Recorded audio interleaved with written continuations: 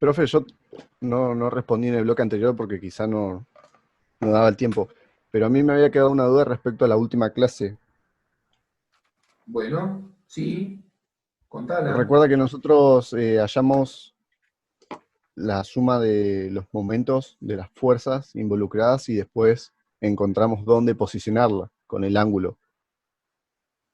¿Dónde posicionarlo no era con el ángulo? ¿Dónde posicionarlo era No, dónde R? posicionarla era el XR y el IR, pero Exacto, habíamos encontrado el valor de la resultante, el ángulo y dónde posicionarlo. exacto, sí. Mi pregunta es, cuando usted definía momento de una fuerza o torque, que era el producto vectorial de la distancia por la fuerza, Sí, no, de y la no, distancia no, de la posición por la fuerza.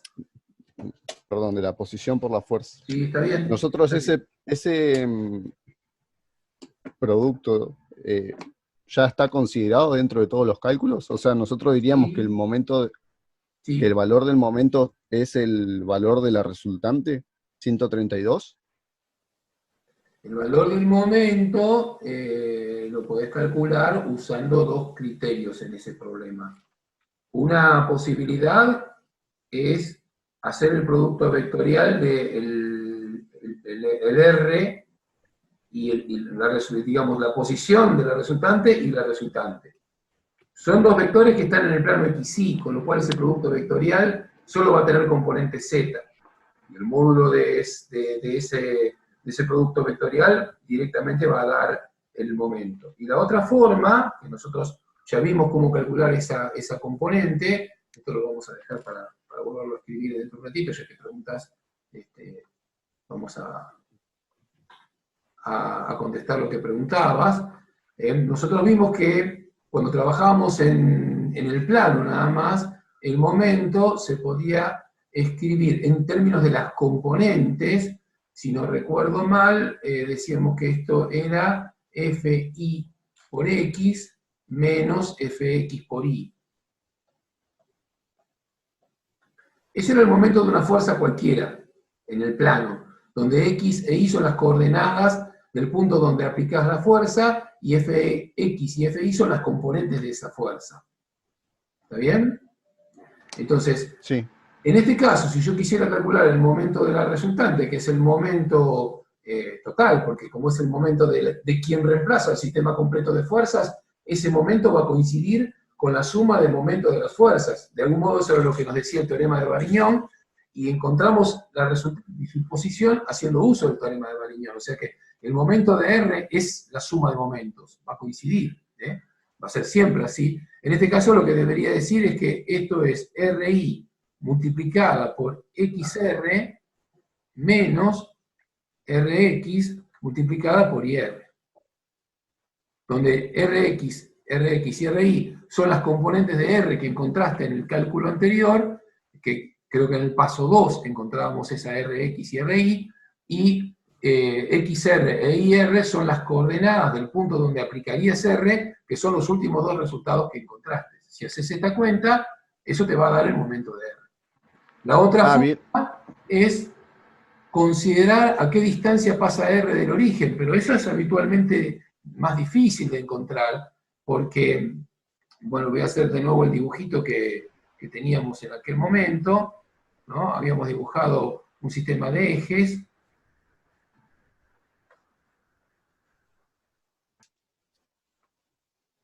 y, y entonces con esos ejes habíamos tratado de posicionar la resultante sobre el cuerpo. Creo que estaba dando una fuerza, una resultante hacia arriba, como de 110 grados de inclinación. Estoy usando un poco la memoria de lo que calculamos ayer, pero más o menos era así. Pero sí, era después vos lo que tenías como 109, información 132. era a qué distancia en X y en Y teníamos esto, y si no recuerdo mal, 5,5 en acá era X, 5 centímetros y el otro era 8 centímetros, esto era 5 y medio y esto de acá era 8. Estoy recordando los valores que calcularon ustedes, ¿está bien?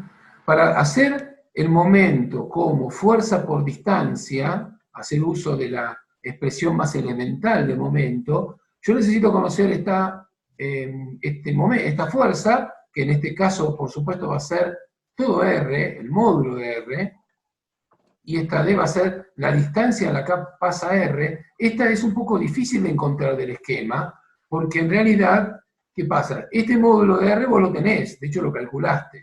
También el módulo de R lo calculaste en el caso anterior. Pero la fuerza, la distancia que nosotros necesitamos para hallar este DR sería desde el origen, que es donde está medido, hasta donde está la resultante, pero medida en forma perpendicular. Y eso es lo que implica un desafío geométrico un poco más complicado. Esta distancia es más difícil de encontrar. Sin embargo, es más fácil de encontrar las coordenadas del punto donde se aplica. Y si uno mira quién sería el R, que va desde el origen hasta acá, este sería el R de donde posicionamos la resultante, este sería el R sub R, si querés. Ese vector no es perpendicular al resultante. Es muy raro, sería una coincidencia muy especial solo para algunos problemas que ocurriría. Este ángulo entre estos dos no es 90 grados, es diferente de 90 grados. Entonces yo no puedo multiplicar el módulo de la resultante por el módulo de R, calculando el módulo a través de Pitágoras para este XR y R, y calcular el momento así, porque el ángulo este no es 90 grados.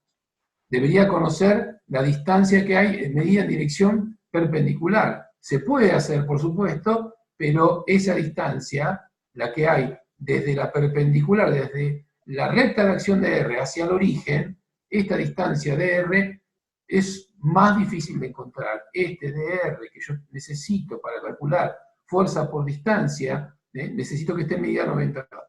Eso es habitualmente difícil de encontrar y por eso está expresada el momento a partir de emplear esta expresión, que por cierto es más compleja algebraicamente que esta, pero esta usa datos más accesibles, porque yo tengo las componentes de la resultante y las componentes de la posición, medidas en X y en Y en forma independiente. No tengo que andar buscando esta distancia que está inclinada, que tiene que estar cumpliendo la condición de estar a 90 grados respecto de un R que también está inclinado. Bueno, todas esas cosas nos proponen desafíos geométricos bastante más difíciles de acceder. Se puede hacer, por supuesto, hay toda una técnica de geometría analítica que te permite posicionar una recta, buscar cuál sería la recta normal, a qué distancia estaría un punto de esa recta normal, toda esa construcción se puede hacer. No sé si lo abordaron en algún momento en álgebra, cuando vieron algunos aspectos geométricos de rectas en el plano, seguramente lo abordaron en algún momento, pero es mucho más complicado que hacer esto, y en el fondo lo que uno encuentra es exactamente esta expresión. Con lo cual es más fácil abordar esta expresión con el concepto de momento que buscando un problema netamente geométrico de cuánto valdría esta distancia, si tiene que ser perpendicular a una recta que está inclinada. Bueno, todos esos desafíos geométricos se pueden hacer, pero es más difícil. Así que por eso no lo abordo por ese lado. Así que o se va por acá o se va por acá. Esta es muy simple porque fuerza y distancia es fácil de entender, pero normalmente la distancia no es dato directo del problema. Esta es más engorrosa, muy, digamos, más sofisticada desde el punto de vista de su estructura algebraica, pero involucra componentes rectangulares en Y y en X de la resultante y de la posición, entonces esto es más amigable en relación al acceso a los datos. Eso es lo que cambia. ¿Correcto? ¿Se entiende? Sí, sí, se entiende, profe. Bueno, en todo caso... Numéricamente nosotros no habíamos hallado entonces el momento, sino... No, pero quedó como una especie de desafío final. No lo habíamos está hallado, bien. pero quedó como una especie de desafío final, que lo calcule. Le dije, bueno, ¿cómo con esto? Creo que se lo di en WhatsApp al desafío porque se había cortado la clase. Sí, Entonces, sí. como eso había quedado pendiente, yo al final puse un mensajito, unos minutitos, unos segunditos después de la clase, que calcularon el momento de R a partir de esos datos, y por eso está esa inquietud. Si lo quisieran calcular, bueno, pueden utilizar precisamente esta expresión que está acá, porque justamente Rx y Ri ya son datos de altura, y XR y R también son cosas conocidas en la altura, son estos dos valores que tenemos acá. Si haces toda esta construcción, lo obtenés. Si todo está bien, debería dar positivo este valor, ¿no? Debería dar positivo.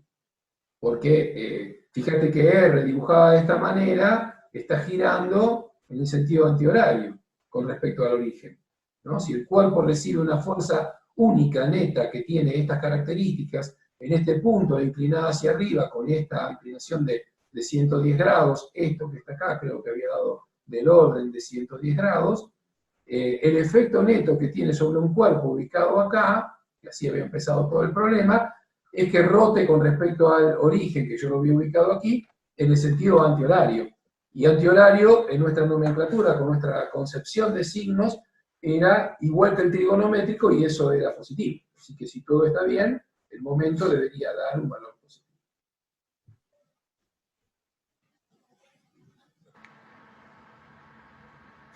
Sí, da 1033,9. Te da 33,9.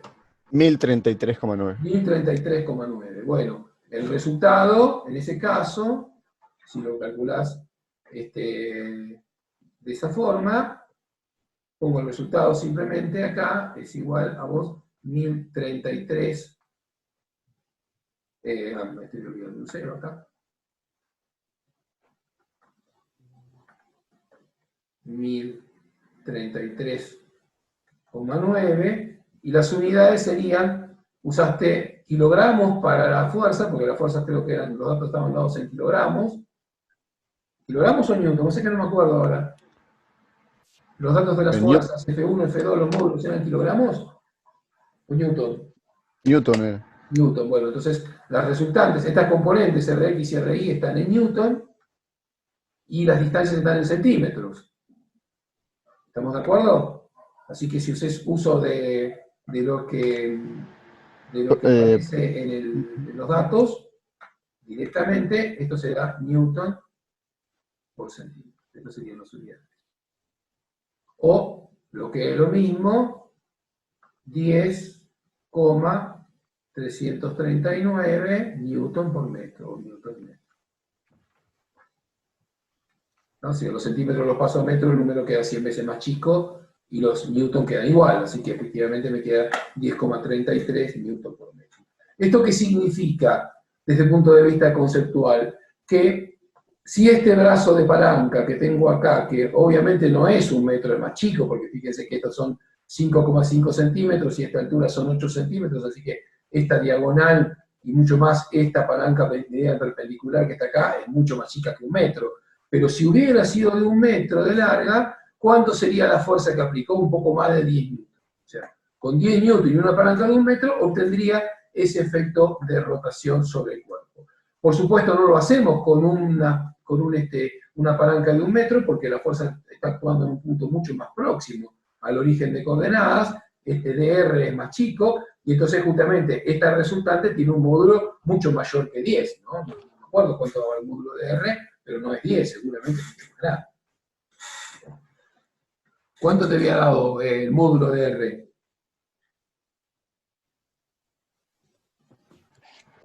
Eh, 132. Bueno, fíjate, son 132 newtons, acá, 132 newtons, a una cierta distancia que no conocemos, pero que tiene que ser capaz de producir un vuelco, un fenómeno de torque acá, de este valor. De hecho, con esa información, si vos sabés que esto es igual a el módulo de R por la distancia de R, de acá, la distancia de R, esta distancia que acá es difícil de medir y es difícil de calcular, simplemente la calculo como el momento de la resultante dividido el módulo de la resultante, y si hago 10,339 newton multiplicado por metro, dividido esa resultante que me dijiste, ¿cuánto era en newton? ¿La resultante? 132. ¿Cuánto? 132. Bueno, dividido 132 newton, esto newton se simplifica, y si haces 10 dividido 132 te da esa distancia de R, por supuesto expresada en metros. Si haces la cuentita, me podés decir cuánto da. Esto debe andar más o menos en 0,8. 0,08. 0,07, sí. Bueno, 0,07 metros o 7 centímetros. ¿Qué sería esta distancia? De acá hasta acá, aproximadamente serían unos 7 centímetros.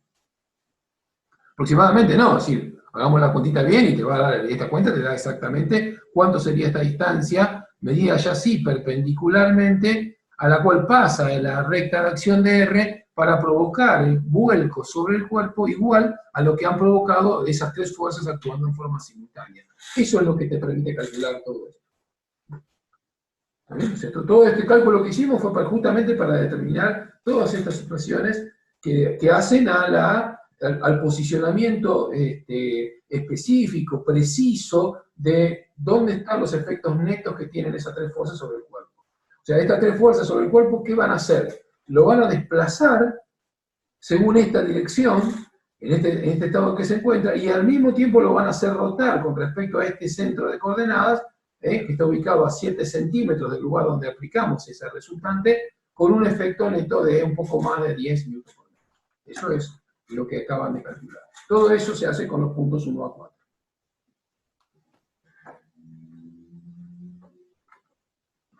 ¿Aclarado el punto? Sí, profe, gracias. Bueno, excelente. Cualquier pregunta, continuamos charlando.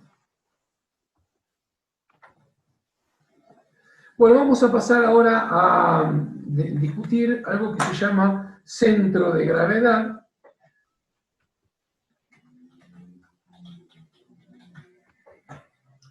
Y entendemos por centro de gravedad al punto, es el punto en donde se ubica la fuerza peso total de un cuerpo.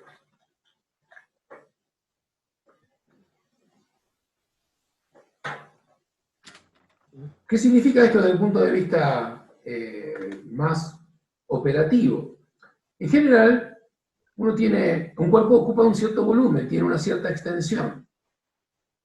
¿Sí? Nuestro propio cuerpo tiene, bueno, un tronco, cabeza, extremidades, y cada una de esas porciones del cuerpo tiene parte del peso total. Es decir, la fuerza peso, en el fondo, en un cuerpo en donde su forma y extensión importen, ya no están realmente aplicadas en un punto, sino que en cada porción de ese cuerpo, yo puedo pensar el cuerpo como partido en porciones, y cada una de esas porciones estará, bueno, aportando aparte del cuerpo total, del peso total. Es decir, acá tengo un poquito del peso y tal vez en otra parte otro poquito de peso acá, y otro poquito de peso acá, y otro poquito de peso acá, y en total todas esas porciones hacen a un peso total P. Entonces la pregunta es, ¿en qué parte del cuerpo se debe ubicar ese peso P para que represente la acción simultánea del peso de cada una de las porciones? Estamos de acuerdo que acá tengo un pedacito del cuerpo, por acá tengo otro pedacito, por acá tengo otro pedacito, y cada uno de ellos va conformando al cuerpo completo. Bien, en algún lugar está el lugar en donde ubicarían este peso P total. Esto sería un delta P1, esto sería un delta P sub 2, o sea, porciones de peso, del peso total, delta P3, lo puedo partir en tantos pedazos como me parezca conveniente, pero en suma, la suma de todos estos pesos me va a dar el peso total. Este peso que está acá no es más que la sumatoria de todos los pesos de cada porción que considere, en los cuales partí el objeto mentalmente, por supuesto, ¿sí? Así que esto es la sumatoria de todos los delta de PI. Ahora, a ese peso lo tengo que ubicar, como se trata justamente de la resultante de un conjunto de fuerzas, cada una de ellas representando el peso de una porción del objeto total, en alguna parte estará pasando la resultante, y esa resultante, ahí es donde está ubicado el centro de gravedad. Supongamos que, no sé, que voy a tratar de hacer un dibujo lo más prolijito posible, digamos, pero si tratamos con una persona, un muñequito muy monigote lo que voy a hacer, pero si esto es una persona que tiene, por supuesto, las partes constitutivas de su cuerpo, y en cada una de esas partes tiene un poco del peso total de la persona. Entonces acá estaremos en, bueno, el peso de una de sus piernas, que no es el peso total de la persona, el peso de la otra pierna tampoco es el peso total de la persona, en alguna parte tendremos que compensar en el peso del brazo, que estará en alguna parte del brazo, pero otra vez no es el peso total de la persona, y lo mismo podemos decir de cada parte, cada porción de la persona, que cada uno de ellos tiene un poco del peso total. Entonces uno podría preguntarse, bueno, pero cuando yo me voy a pesar en la balanza, me peso completo, no me peso una parte. ¿A dónde está ubicada esa fuerza-peso? Bueno, está en el centro de gravedad, aproximadamente para una persona está muy cerca del ombligo de la persona, y acá ubicaríamos entonces el peso de ese individuo, ¿sí? O sea, el peso P estaría ubicado en lo que sería acá, ¿sí? El centro de gravedad de la persona. Por supuesto que si la persona cambia de forma, en el sentido de que mueve una pierna, mueve un brazo, desplaza la cabeza, o lo que fuere, la distribución de estos pesos parciales habrá cambiado. Por ejemplo, este peso del brazo derecho de la persona, que está separado del tronco porque ha levantado el brazo, si el brazo no se levanta, sino que está pegadito al cuerpo, estará más cerca del eje de la persona, y entonces el centro de gravedad se habrá corrido. O sea, la resultante P pensada como resultante de los pesos de las diferentes porciones, se ubicará en otro lugar, con el mismo criterio con el cual, si en el ejemplo que discutíamos hace un rato, cambio la posición de alguna de las F1 o F2 o la que fuere, la resultante va a tener una magnitud diferente y probablemente se ubique en un lugar distinto. Así que desde el punto de vista físico, encontrar el centro de gravedad no es otro desafío que no sea hallar el punto por donde pasa una resultante, solo que no es la resultante de cualquier sistema de fuerzas, sino de las diferentes partes de peso que componen el peso total. Entonces, en ese sentido, para encontrar el centro de gravedad de un objeto compuesto, especialmente como en el caso del cuerpo humano, o en el caso de figuras compuestas o de estructuras de piezas que estuvieran compuestas por geometrías simples, lo que uno habitualmente hace es particionar ese objeto en sectores más pequeños y más simples de geometría, dentro del cual sabe, por la simetría que tiene, en dónde se encuentra el peso parcial. Vamos a un ejemplo muy sencillito. Supongamos que quiero encontrar el centro de gravedad de una figura que tiene forma de L. Algo así. La figura es algo así, ¿está bien? Entonces, ¿qué es lo que va a ocurrir? ¿Cuál sería el peso total de una figura así? Bueno, es el peso de lo que aporta esta parte vertical más lo que aporta esta parte horizontal. Eso sería el peso total. Ahora, no está ni en el eje de esta columna, ni está en el centro de este segmento achatado, sino que debe haber algún punto intermedio entre esos dos, dependiendo de qué tan importantes sean unos respecto de otro, dónde ubicarlo. Entonces, el desafío es hallar precisamente eso, en dónde encontrar la resultante. Entonces, lo que tengo que pensar es que ahora esto va a aportar con cierto peso parcial, que por ser un rectángulo debe estar ubicado en el centro del rectángulo. Entonces puedo hacer uso de las simetrías del problema, diciendo, bueno, donde se cruzan las dos diagonales, seguramente que ahí debo tener un peso parcial, y donde se juntan estas dos diagonales, debo tener el otro peso del otro sector.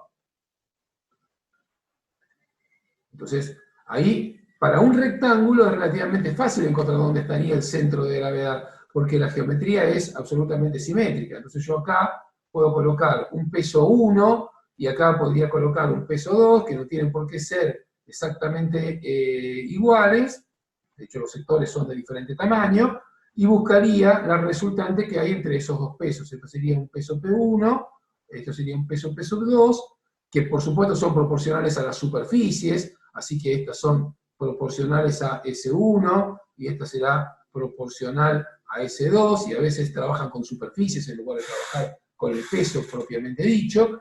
Y entonces lo que van a hacer es encontrar en dónde ubicarían una resultante peso total, ¿está bien? Que esté pasando por acá, y que no sea más que la suma de los dos. O sea, esta sería el peso total, que para este caso tendría dos partes, peso P1 más P2. Entonces la pregunta es, ¿a qué distancia la tengo que ubicar a eso? ¿En qué parte lo tengo que ubicar? O, por ejemplo, bueno, ¿qué distancia hay entre este borde y ese centro en donde tengo que ubicar la resultante? O sea, ¿dónde pongo esta distancia? Esta distancia, ¿dónde la tengo que ubicar? O en vertical, ¿a dónde la tengo que ubicar? Eso es hallar lo que llamamos el centro de gravedad. Ese punto que está acá sería el centro de gravedad, y ahora vamos a ver cuál sería el procedimiento para encontrar ese centro de gravedad. ¿Sí? ¿Hay algún aporte ahí al chat?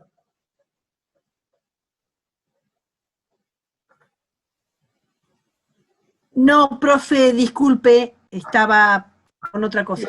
Sigo. Ahora vamos a ver cómo se encuentra este punto cuantitativamente, pero lo que quiero que noten para poder comprender el método y por qué aplico el método que lo que estoy buscando al hallar el centro de gravedad de un objeto es el lugar en donde ubicarían el peso, pensada como la resultante de las fuerzas peso de cada una de las porciones que forman el cuerpo. Si piensan el centro de gravedad en esos términos, es muy fácil reconocer por qué utilizamos el método y es muy fácil de reproducir o de recordar o de volver a construir, que es la forma que más me gusta, cuál sería la metodología que necesitan aplicar cuando quieran resolver un problema de hallar el centro de gravedad de un cuerpo. El centro de gravedad es precisamente esto que les estoy mencionando.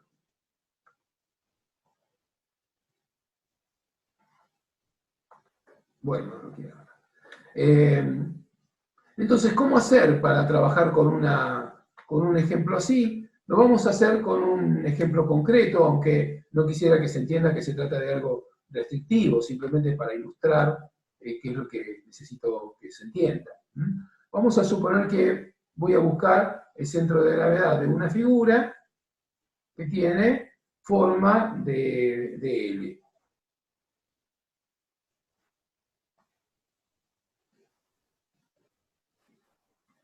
El método se puede aplicar para geometrías más complicadas, pero en principio lo voy a considerar así, porque lo que quiero es ilustrar el procedimiento de razonamiento. Nada más. Entonces yo necesito encontrar el centro de gravedad de esta figura. ¿Cómo lo voy a plantear? Bueno, lo puedo plantear como centro de gravedad pensando en un cuerpo que tiene un peso. También lo puedo pensar como una figura geométrica y pensar en el centro de gravedad de la figura. Esto se llama baricentro de la figura, matemáticamente. Y en el fondo una manera de utilizar este método para resolver ese desafío geométrico es pensar que el peso es proporcional a la superficie y que entonces sencillamente voy a considerar que en lugar de trabajar con la fuerza peso, voy a trabajar con la superficie de la figura. ¿Está bien? O sea, voy a buscar acá el centro de cada uno de los rectángulos, porque ese centro del rectángulo me estaría diciendo en dónde se encuentra la posición del peso parcial, o de la superficie parcial. Para pensarlo como superficie lo tengo que pensar como proporcional al peso, y por eso lo voy a considerar como un vector. Así que esto será un S1 y un S2. Acá voy a tener una S1 y acá voy a tener una S2. Le voy a poner valores numéricos a esto. Supongamos que esto tiene 2 centímetros, que esta altura tiene 10 centímetros. Esto tiene 5 centímetros y esto tiene 2 centímetros. Entonces, esta S1 va a tener un módulo, ¿sí? Que esta S1 va a ser proporcional al peso 1, que como es un rectángulo, será base por altura, o sea 20 centímetros cuadrados, y esta va a tener una S2 que va a tener un módulo de S2 de 10 centímetros cuadrados. Por supuesto que todo S va a tener un módulo que es la suma de los dos módulos, S1 más S2.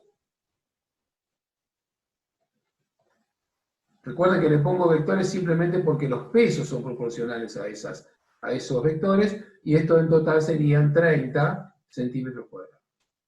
20 que aporta un rectángulo y otros 10 que aporta el rectángulo más chiquito. Entonces, ¿cómo vamos a hacer para ubicarlo? Yo ya sé cuánto vale la resultante. Esta S sería la resultante, si lo pienso como un sistema de fuerzas. Lo que necesito saber es a dónde la voy a ubicar. Entonces, lo que resulta más cómodo en estos problemas es representar o aplicar aquí un sistema coordenado de ejes, un eje X y un eje Y,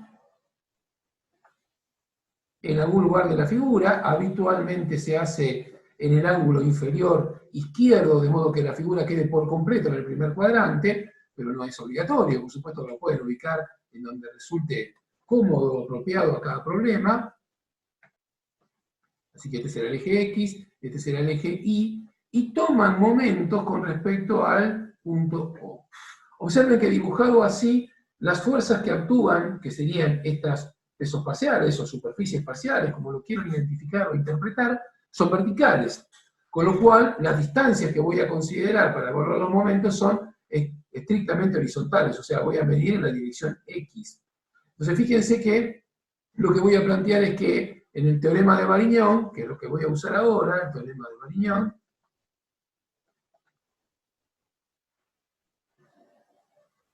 simplemente el momento de R o el momento de S será igual al momento, a la suma de los momentos. Entonces voy a tener que S por el X del centro de gravedad, en algún lado por aquí, lo voy a ejemplificar, lo voy a dibujar simplemente en forma esquemática, o sea, por acá voy a dibujar el S